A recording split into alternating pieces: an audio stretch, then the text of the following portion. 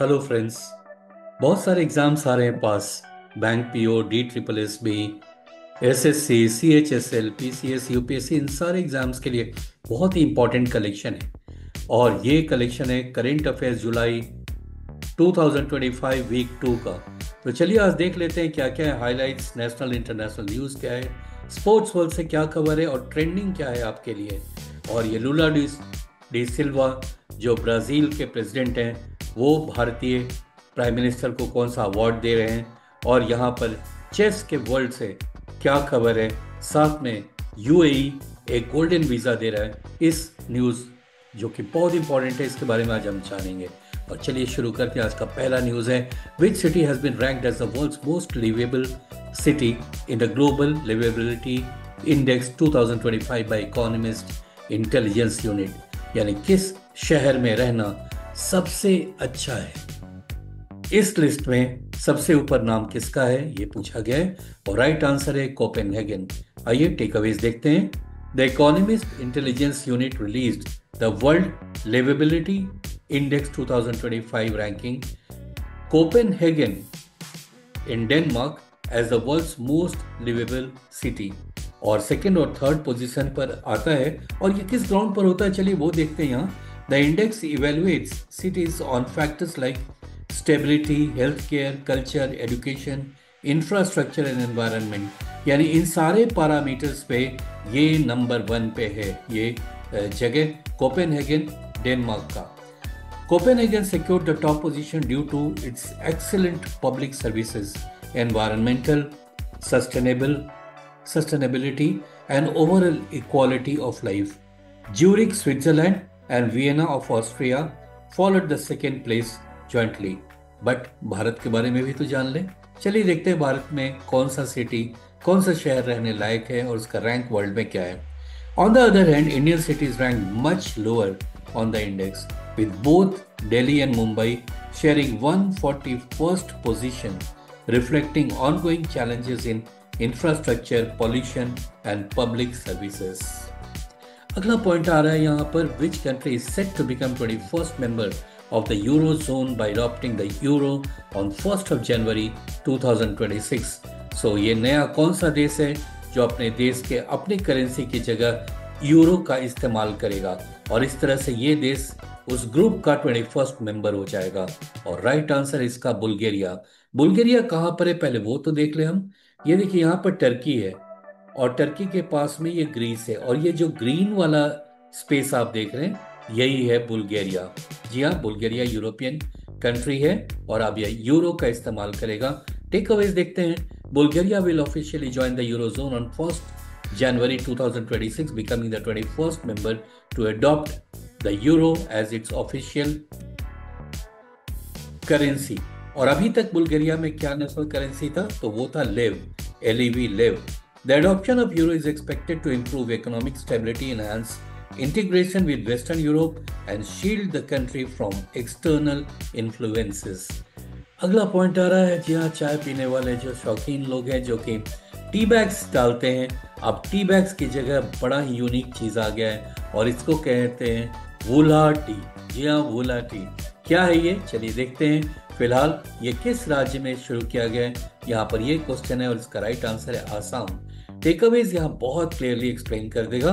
वूला tea based in Assam has secured a 20-year patent for its unique invention, India's first bagless tea innovation. जहाँ जहाँ आप tea bags डालते थे वहाँ आप डायरेक्ट एक कलेक्शन ऑफ लीव्स है और कुछ और चीज़ है जिसको मिलाकर आप डायरेक्ट चाय में की तरह यानी गर्म पानी करके उसमें डाल सकते हैं। जिस जगह पर आप टी बैग्स यूज करते थे उसकी जगह आप वूला टी यूज करेंगे।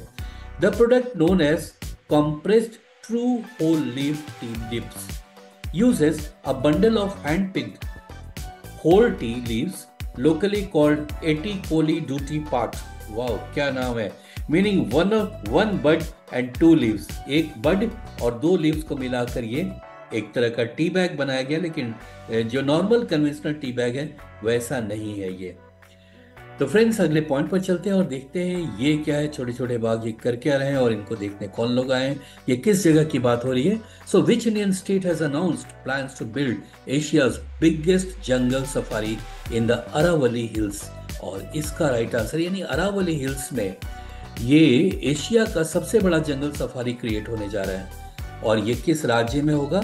ये राज्य है हरियाणा, जहां पर ये बनाया जा रहा है। Haryana has announced that it will build Asia's largest jungle safari in Aravalli Hills, covering approximately 10,000 acres of forest land. This ambitious project aims to protect wildlife, promote ecotourism, and create employment opportunities for local communities. Haryana के chief minister कौन है उसे भी जान लीजिए। अभी chief minister हैं नायब सिंह सैनी, जिनका ये इनिशिएटिव है। नेक्स्ट आ रहा है ये हमारे प्राइम मिनिस्टर, अभी जितने भी देश में है लगभग सारे देश का जो हाईएस्ट सिविलियन अवार्ड मिला है वो इनको दिया गया है। तो यहाँ पर किस कंट्री के से ये अवार्ड ये रिसीव कर रहे हैं, चलिए वो देख लेते हैं। और ये क्वेश्चन भी यही है, which country awarded prime minister Narendra Modi its highest civilian honour the Order of Republic in July 2025। और राइट आंसर है Trinidad and Tobago, a option. जी हाँ, इसके बारे में देख लेते हैं ये है कहाँ पर वो जान लीजिए। देखिए यहाँ वेनेजुएला, साउथ अमेरिका का ये मैप है, वेनेजुएला, कोलंबिया, राइट। उसके ठीक ऊपर में नॉर्थ ईस्ट में यहाँ एक छोटा दो कंट्री है, छोटे छोटे आइलैंड्स हैं, जिसमें ये बड़ा आइलैंड है ट्रिनिडाड और ये छोटा आइलैंड है टोबैगो। और इसी की बात ये कर रहे हैं। टेक अवेज देखते हैं। On July 4, 2025 prime minister Narendra Modi was awarded the highest civilian honour of Trinidad and Tobago, the Order of Republic, during his official 2-day visit to the Caribbean nation. The award also marked historic moment as this was the first Indian Prime Minister to visit Trinidad and Tobago since 1999. Now students यहाँ पर एक question आपसे पूछ रहे हैं जो आप answer कीजिए कि ये जो यहाँ पर जो अवार्ड दे रही हैं ट्रिनिडाड एंड टोबैगो की जो प्रेसिडेंट है, ये भारत के, इनके एंसेस्टर्स भारत के किस राज्य से ट्रिनिडाड गए थे और अब तो वो वहाँ बस गए हैं। तो भारत के किस राज्य से ये हैं, आप अगर बताएं तो, अगर आपको पता हो तो हमारे कमेंट बॉक्स में डालिए।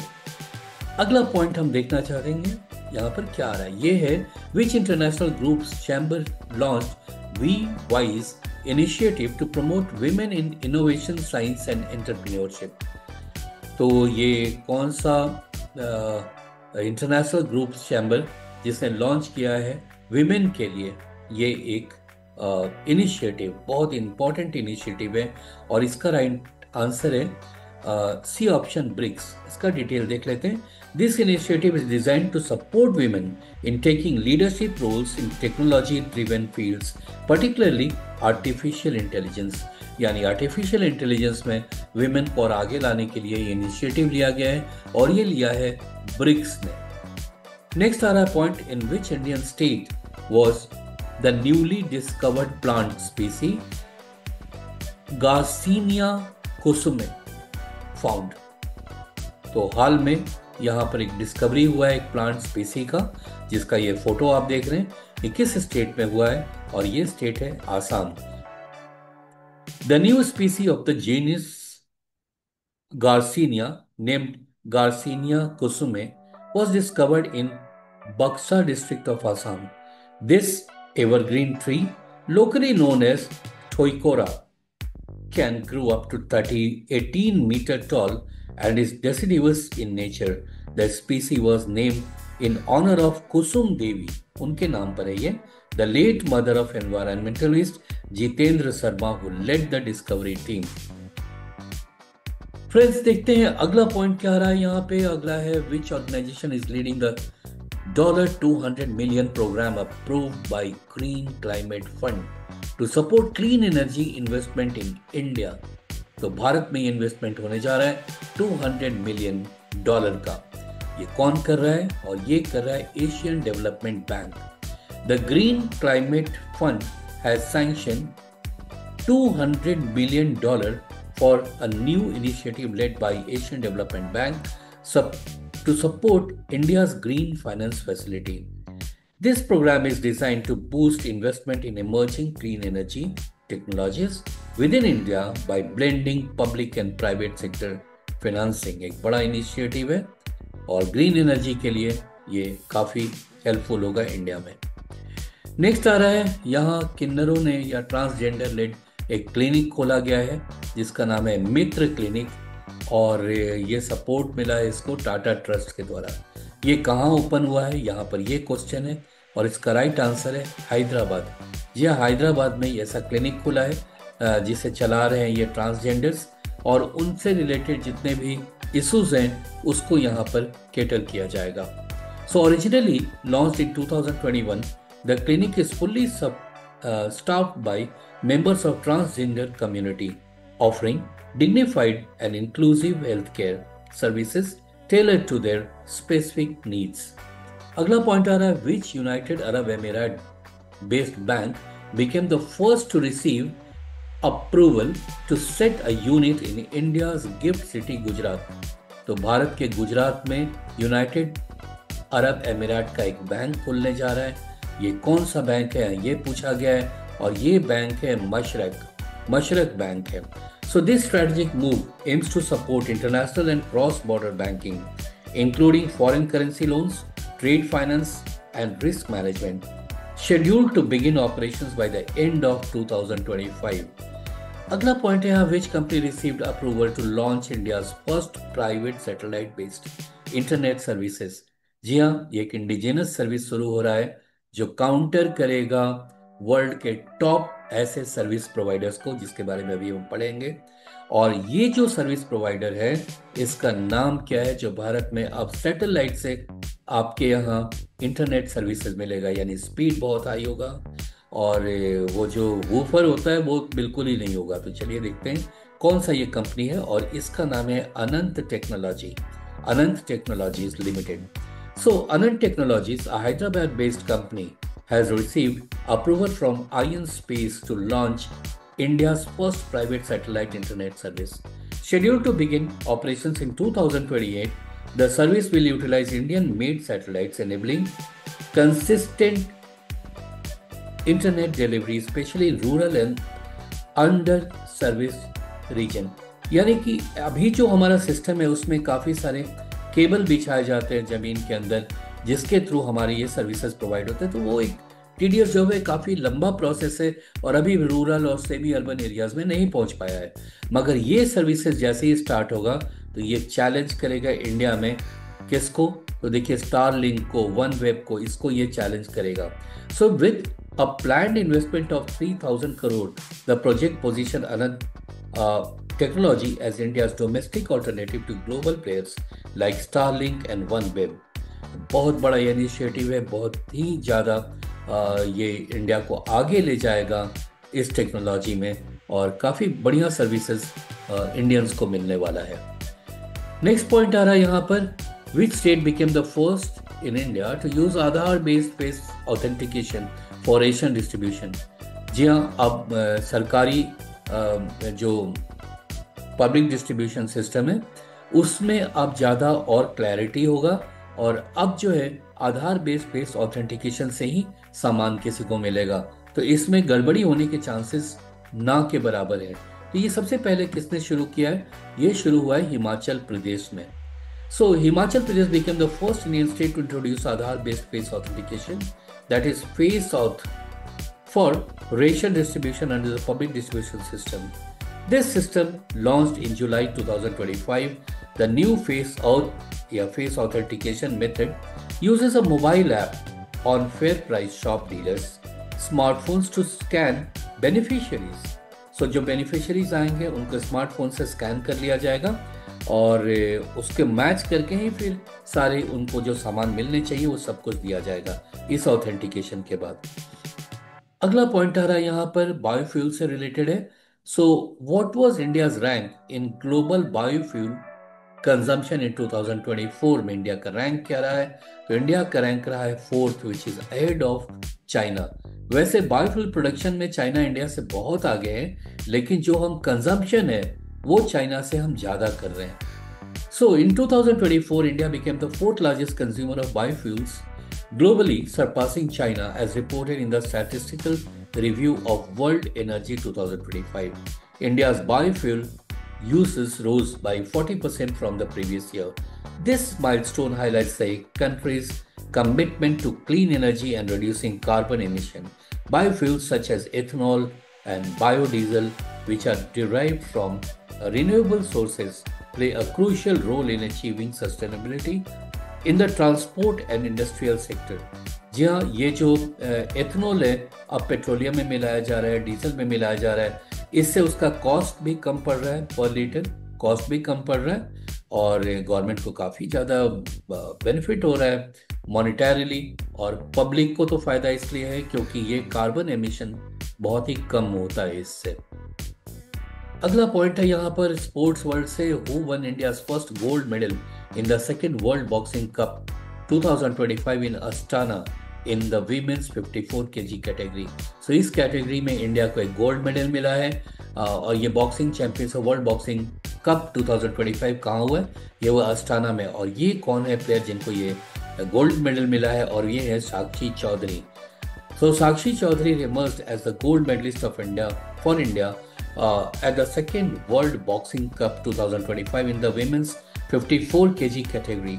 She achieved this by defeating Yoselin Perez of the USA, showcasing her dominance in the final bout. और अगला पॉइंट आ रहा है यहाँ पर, which bank remove the minimum balance penalties starting July 7, 2025। तो ये कौन सा बैंक है जिसने अब मिनिमम बैलेंस आपको रखने की ज़रूरत नहीं है, ज़ीरो भी है तो भी कोई बात नहीं है। और इन्होंने इनफैक्ट पहले से जो मिनिमम बैलेंस था उस पर जो जो लोगों को फाइन किया गया था उसे भी रिमूव कर दिया है। अब इस बैंक में अगर आपका सेविंग्स अकाउंट है तो कोई मिनिमम बैलेंस मेंटेन करने की ज़रूरत नहीं है। और ये बैंक है इंडियन बैंक, जिसमें इलाहाबाद बैंक जो पहले था वो इंडियन बैंक में ही मर्ज कर गया था। तो अब इलाहाबाद बैंक भी अब इंडियन बैंक के नाम से जाना जाता है, और यही वो बैंक है जिसमें अब ज़ीरो बैलेंस पर आप अपने अकाउंट सेविंग्स अकाउंट को मेंटेन कर सकते हैं।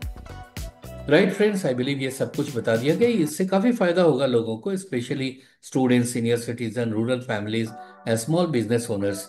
बहुत तकलीफ में थे वो, क्योंकि 10,000 जैसे कि ICICI में 10,000 मिनिमम बैलेंस आपको मेंटेन करना जो आसान नहीं है। अगला पॉइंट आ रहा है, which country became the first Caribbean nation to enable UPI payment for Indian travellers.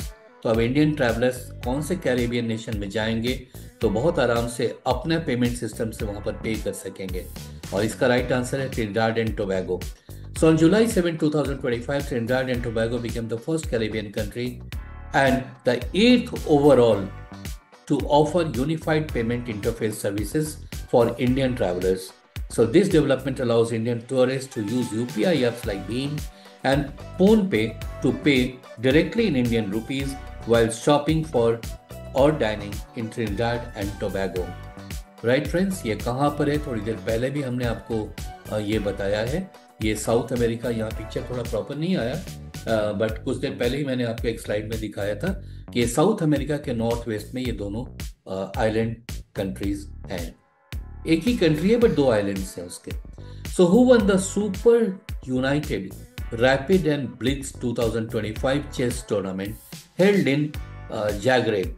तो किसने जीता है Super United Rapid and Blitz 2025? और ये जीते हैं मैग्नस कार्लसन, जो कि नॉर्वे के रहने वाले हैं, नॉर्वे के चैंपियन है, ये वर्ल्ड चैंपियन है, वर्ल्ड नंबर 1 है ये। So Magnus Carlsen, the world number 1 chess player, secured victory in the Super United Rapid and Blitz 2025 tournament held in Zagreb, Croatia. Right now, next point है, on which day it is the World Bio Product Day celebrated globally. Bio Product Day कब मनाया जाता है? और right answer है जुलाई 7 जुलाई को। और World Bio Product Day is celebrated globally on July 7 to raise awareness about sustainable and eco-friendly bioproducts made from renewable resources. Since its inception in 2021, the day has promoted the use of bioproducts as alternatives to fossil fuel-based items. So these include both conventional products like wood and emerging technologies like biofuels and bioproducts. Next आ रहा है, कौन सा country है, दो country in fact, जिसने अभी recently New Development Bank, जो bank BRICS countries का अपना बैंक है, उसको ज्वाइन किया है, न्यू डेवलपमेंट बैंक को ज्वाइन किया है। और ये राइट आंसर है Colombia and Uzbekistan. So Colombia and Uzbekistan became the newest members in the new development bank, increasing the total membership to 11 countries. Originally formed by BRICS nations in 2015, the NDB has since welcomed several countries outside BRICS core. अगला point है यहाँ पर, on which date is the World Rural Development Day. बहुत important है. World Rural Development Day observe each year, और right answer इसका जुलाई 6. So World Rural Development Day is observed annually on July 6th as declared by United Nations. तो ये United Nations इस awareness को लोगों में लाना चाहता है ताकि जो वर्ल्ड की जो इस कम्युनिटी की जो प्रॉब्लम्स है, जैसे poverty, hunger, poor health care, lack of education and digital exclusion, इनको अब इस दायरे में लाया जाए. उनकी भूख मिटाई जाए, उनकी पॉवर्टी मिटाई जाए, पुअर हेल्थ केयर जो उनको मिलता है अब उसको भी थोड़ा एनहांस प्रॉपर मिले, उनको एजुकेशन मिले, उनको डिजिटल इंक्लूजन किया जाए. सो ऐसे चीज़ों के अवेयरनेस के लिए वर्ल्ड रूरल डेवलपमेंट डे मनाता है यूनाइटेड नेशंस, जो मनाता है जुलाई 6 को. एक बहुत इंपॉर्टेंट पॉइंट है स्टूडेंट्स, इसे याद रखिएगा. नेक्स्ट आ रहा है ये मेडिकल साइंस के क्षेत्र में एक नया चीज़ हुआ है, एक नया मेडिसिन आया है जिससे मलेरिया का ट्रीटमेंट हो सकेगा. एक्चुअली अफ्रीका में मोर देन 1.5 मिलियन लोग मर गए थे लास्ट ईयर. सो उसको रोकने के लिए काफ़ी कोशिशें हो रही थी और अब एक नया मेडिसिन आ गया, स्पेशली न्यू बॉर्न में ये काफ़ी काम आएगा. इस मेडिसिन का नाम है कोएटम. और यहाँ पे so Coartem is the first ever malaria drug that has been approved for use specifically in newborns and very young children, making a significant milestone in fight against malaria. Developed by Novartis, ये company है जिसने ये develop किया है दवा. This drug received approval from Swiss authorities and aims to reduce the high mortality rate of malaria among infants, particularly in Africa, where the majority of malaria-related deaths occur. अगला point बड़ा खुशी भरा खबर है. थोड़े पैसे में ही आप परमानेंट रेसिडेंट बन सकते हैं यूनाइटेड अरब एमिरेट के, जिसका रेट पहले ज़्यादा था अब काफ़ी कम कर दिया गया है. और वो क्या है, चलिए वो देखते हैं. So which country has launch the nomination based golden visa programme offering life time residency to Indians for a reduced fee. बहुत लोग वहाँ जाना चाहते हैं. United Arab Emirate 7 different Emirates को मिला करके यूएई बना हुआ है. और चलिए इसके बारे में देखते हैं. और राइट आंसर है यूनाइटेड अरब एमिरेट्स, और इसका टेक अवेज देखते हैं. So UAE has launched a pilot nominated based. Look, nomination based का मतलब है वहाँ कोई रेसिडेंट है या कोई और आपको नॉमिनेट करता है तब तो आपको गोल्डन वीज़ा प्रोग्राम के तहत शामिल कर लिया जाएगा और यहाँ परमानेंट रेसिडेंट आप बन सकते हैं. और ये ऑफर दिया है इंडिया और बांग्लादेशी लोगों के लिए. This initiative allows Indian citizen to obtain life time residency in the UAE by paying a reduced fee of 100 lakh, which is approximately Indian currency में 23.30 लाख. तो यहाँ का दिरहम जो कि 1 लाख दिरहम दे करके आप यहाँ पर परमानेंट रेसिडेंट बन सकते हैं. और 1 lakh dirham is equivalent to 23.30 lakh Indian currency, Indian rupees. The move is designated to attract high value residents, promote long-term economic contributions and strengthen the UAE's ties with countries like India. बहुत important point है students.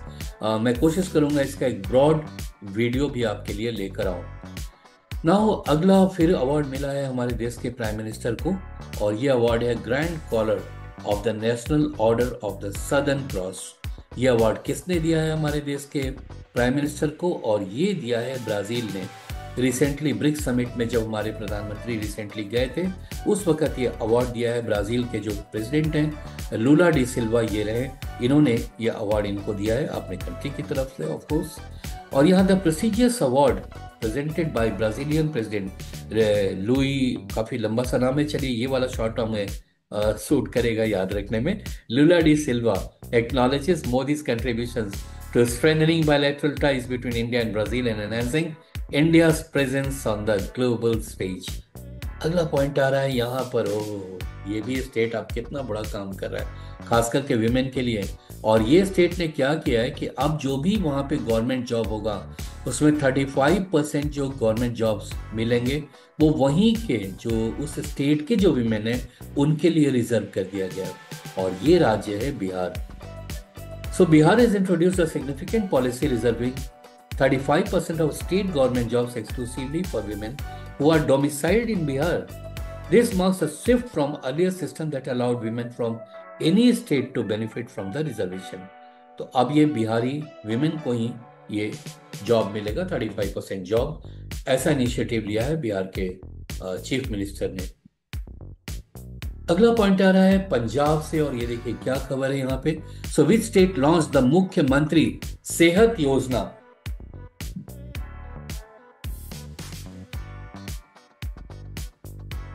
Providing ₹10 lakh annual cashless health care to all families.